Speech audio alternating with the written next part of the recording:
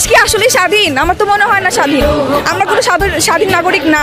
আমরা এখনো, আমার মনে হয় যে 1971 সালে যে দেশ স্বাধীন হয়েছে সেটা শুধু শেখ পরিবারের জন্য, আমাদের জন্য না। যদি আমরা স্বাধীন হতাম আসলেই, তাহলে আমরা আমাদের বাক স্বাধীনতা পেতাম। আমাদের কথা বলতে গেলে ভয় পেতে হয়, আমাদের নিজেদের ন্যায্য দাবি আদায় করতে গেলে ভয় পেতে হয়, এভাবে গণহত্যা হতে হয়, আমাদের সবাইকে মরতে হয়, রাস্তাঘাটে আমাদের ভাই বোনদের মরতে হয়। দেশ তাহলে কোথায় স্বাধীন? স্বাধীন শব্দটাই উচ্চারণ করা যাবে না। আমরা এখনো স্বাধীন না। স্বাধীনতা এখন হবে যদি এই সরকার পদত্যাগ হয়। তাহলে এই বিচার আসলে, এই সঠিক বিচার চাইবা আল্লাহর কাছে, আর কারো কাছে না। বিচার আসলে কেউ, এই সরকার কখনোই করতে পারবে না, আর হবেও না সঠিক বিচার। তাই আমি চাই যে সরকার পদত্যাগ করুন। বললাম তো আমি, আমার দেশে স্বাধীনই না, নিরাপদ থেকে।